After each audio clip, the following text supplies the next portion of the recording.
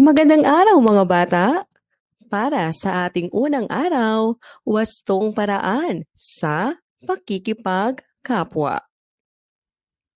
Tingnan ang mga larawan. Alin dito ang tamang paraan ng pakikipagkapwa? Ngayong araw, matututuhan natin kung paano maging mabuting kapwa sa iba. Ano ang pakikipagkapwa? Ang pakikipagkapwa ay ang mabuting pakikitungo sa ibang tao. Ito ay paraan ng pagpapakita ng respeto, kabutihan at malasakit sa ating kapwa. Kapag marunong tayong makipagkapwa, tayo ay nakikibahagi sa iba sa mabuting paraan. Marunong makinig at tumulong. Nagpapakita ng paggalang at kabaitan. At nagtutulungan at nagmamalasakit. Halimbawa ng pakikipagkapwa. Pagtulong sa kaklaseng may dalang mabigat. Pagpapahiram ng gamit sa kaibigan. Paggalang sa magulang at guro. Pakikinig kapag may nagsasalita. Paghingi ng tawad kapag nagkamali. Ang pakikipagkapwa ay ang pagpapakita ng kabutihan at respeto sa iba upang magkaroon ng magandang samahan at pagkakaibigan. Si Maya at ang bagong kaklase. Isang araw, may bagong kaklase si Maya. Ito ay si Ana. Tahimik lamang si Ana at tila nahihiya. Napansin ito ni Maya kaya nilapitan niya si Ana. "Hello, ako si Lisa. Gusto mo bang maglaro kasama namin?" Masayang sabi ni Maya. Ngumiti si Ana at sumama sa laro. Naging magkaibigan silang dalawa. Sa tulong ni Liza, nakilala ni Ana ang iba pa nilang kaklase. Mula noon, lagi silang nagtutulungan sa paggawa ng takdang aralin at paglilinis ng silid-aralan. Sino ang mga tauhan sa kwento? Ano ang ginawa ni Maya nang makita niyang mag-isa si Ana? Paano niya ipinakita ang wastong paraan ng pakikipagkapwa? Ano ang naging resulta ng ginawa ni Liza? Paano mo rin maipapakita ang pagiging mabuting kapwa? Ang wastong pakikipagkapwa ay nakatutulong upang maging maganda ang samahan. Ito ay nagpapakita ng mabuting asal at pagkakaibigan. Gawin natin, isulat ang check kung ang pangungusap ay nagpapakita ng mabuting pakikipagkapwa at X kung hindi.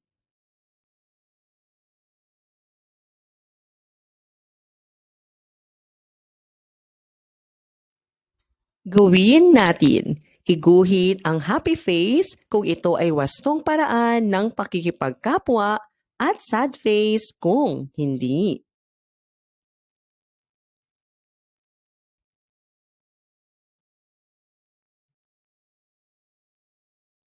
Laging tandaan, ang pakikipagkapwa ay mahalagang bahagi ng pagiging mabuting tao. Maging magalang sa ating pakikitungo sa iba at laging magpakita ng kabutihan. Kapag tayo ay marunong makipagkapwa sa tamang paraan, nagkakaroon tayo ng maraming kaibigan. at nagiging maayos ang samahan. Ikalawang araw, wastong paraan sa pakikipag-kapwa. Makinig sa mga sitwasyon. Kung ito ay nagpapakita ng mabuting pakikitungo, piliin ang happy face. Kung hindi, sad face. Pinagtatawanan ko ang kaklaseng mabagal sumagot. Nagtutulungan kami ng aking mga kaibigan sa paglilinis ng silid-aralan.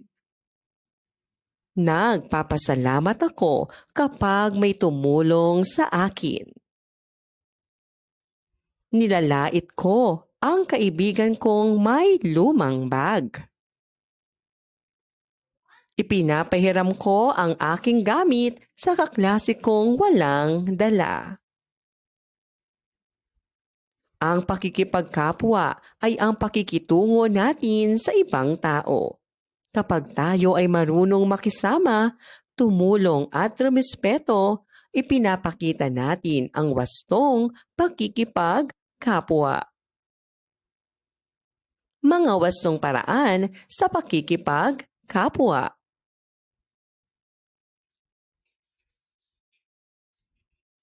Pagtulong sa nangangailangan.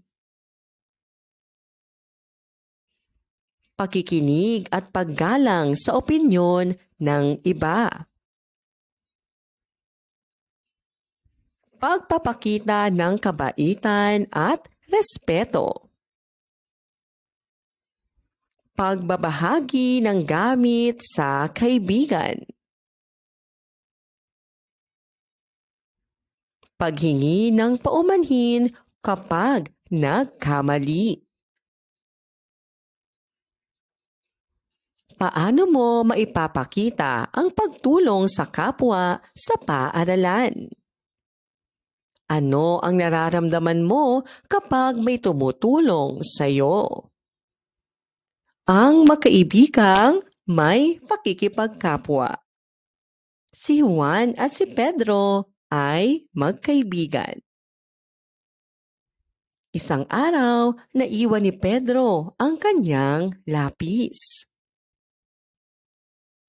Napansin ito ni Juan at agad siyang nagbigay ng ekstrang lapis kay Pedro. Tuwing may gawain, nagtutulungan silang dalawa. Kapag may hindi alam si Pedro, tinuturuan siya ni Juan. Sa tuwing may paglilinis sa silid-aralan, sabay silang naglilinis. Dahil dito, mas naging matatag ang kanilang pagkakaibigan. Sino ang magkaibigan sa kwento? Ano ang ginawa ni Juan para kay Pedro? Paano ipinakita ni Juan ang wastong pakikipagkapwa? Ano ang natutunan mo sa kanilang ginawa? Ang pakikipagkapwa ay ang pakikitungo ng may respeto, tulong at kabaitan sa iba. Kapag tayo ay tumutulong at marunong makisama, napapaunlad natin ang ating pakikipag-ugnayan at nagpapakita ng pagiging mapanagutan sa iba. Gawin natin. Piliin ang letra ng tamang sagot. Kapag may bumagsak na gamit ang kaklase mo, ang dapat mong gawin ay ang pakikipagkapwa ay nangangahulugang kung may kaklase kang walang lapis, ang dapat mong gawin ay ang taong marunong makipagkapwa ay ang pagtulong at pakikipagkaibigan ay mga halimbawa ng gawin natin. Isulat ang tama kung ito ay nagpapakita ng wastong paraan ng pakikipagkapwa at mali kung hindi.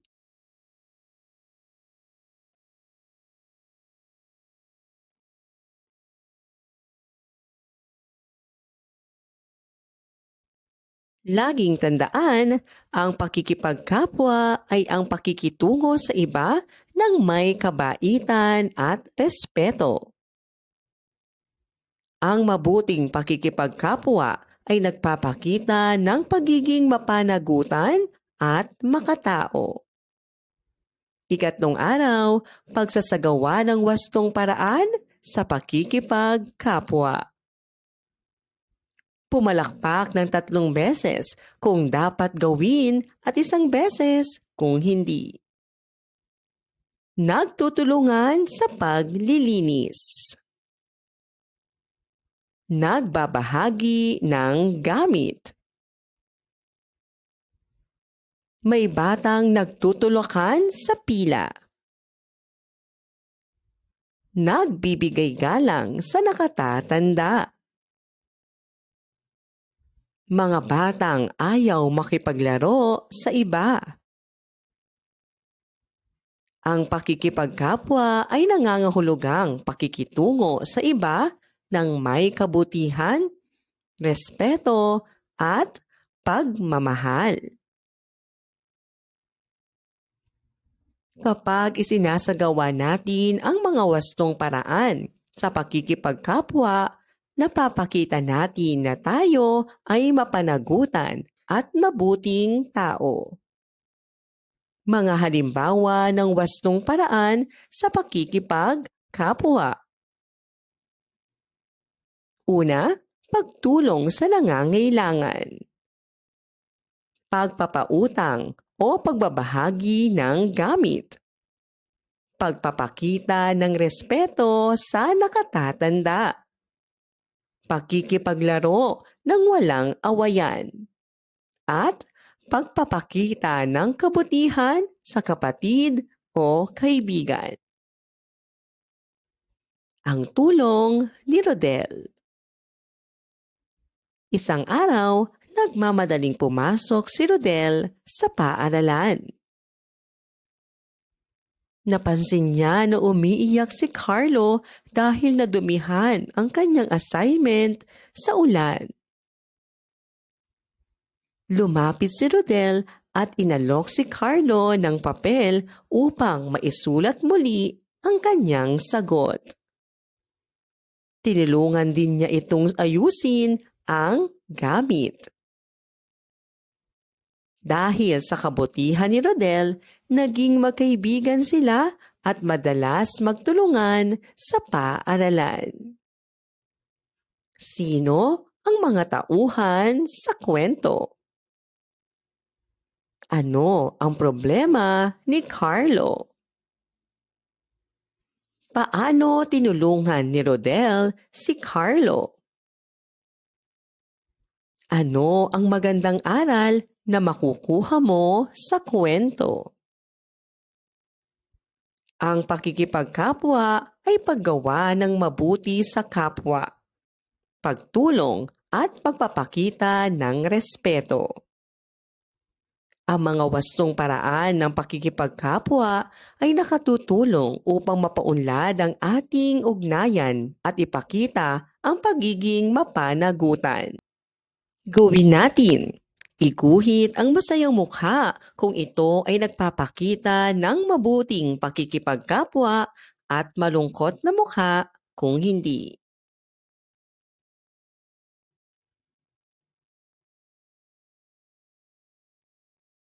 Gawin natin. Iguhit mo ang sarili mo na gumagawa ng mabuting paraan sa pakikipagkapwa. Laging tandaan, ang pakikipagkapwa ay ang pakikitungo sa iba ng may kabutihan, respeto at malasakit. Ang mabuting pakikipagkapwa ay nagpapakita ng pagiging mapanagutan at makatao. Ika-4 na araw, pagiging mapanagutan sa pakikitungo at pakikipag-usap sa kapwa. Sabihin ang gawing wagi kung may paggalang ang pakikipag-usap at gawing mali kung wala. Magandang umaga po. Hindi ko po sinasadya. Wala akong pakialam. Maraming salamat po. Bahala ka dyan. Bakit kailangang maging magalang sa ating pakikisalamuha sa iba? Ano ang mangyayari kung gumagamit tayo ng hindi magalang na salita tuwing makikipag-usap? Ang pagiging mapanagutan ay ang paggawa ng tama sa pakikitungo at pakikipag-usap sa iba. Ibig sabihin nito ay marunong tayong magpaliwanag, humingi ng tawad, makinig at maging magalang. Mga paraan ng pagiging mapanagutan sa pakikitungo at pakikipag-usap. Gumagamit ng magagalang na salita tulad ng po, opo, salamat at paumanhin. Makinig kapag may nagsasalita. Magsabi ng totoo at iwasan ang paninira o pagsisinungaling. Humingi ng tawad kapag nagkamali. Huwag sumagot ng pabalang. Magpaliwanag ng maayos at may respeto. Ano ang nararamdaman mo kapag magalang kang kinakausap? Ano ang dapat mong gawin kung nagkamali ka sa pakikitungo sa kapwa? Bakit mahalagang maging mapanagutan sa ating mga salita? Ang paumanhin ni Leo. Si Leo ay kilala sa pagiging masayahin. Ngunit isang araw, hindi niya sinasadyang matapakan ang bag ni Carlo. Nagalit si Carlo, ngunit agad na lumapit si Leo at nagsabi, "Pasensya ka na, Carlo. Hindi ko sinasadya." Ngumiti si Carlo at sinabing, "Ayos lang. Salamat sa paghingi ng tawad." Mula noon, naging magkaibigan sila at laging nag-uusap ng magalang.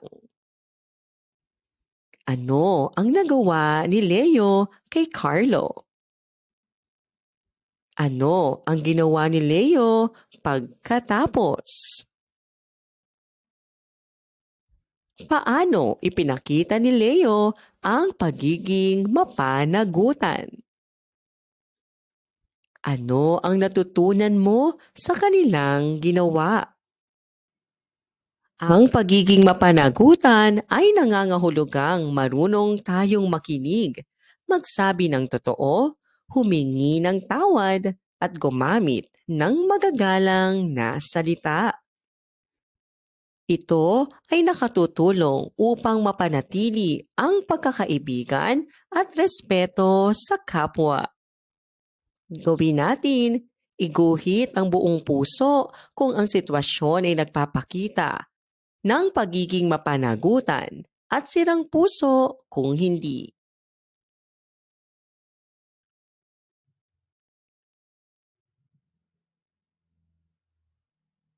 Gawin natin, ipaganap ang mga sitwasyong nagpapakita ng magalang at mapanagutang pakikitungo.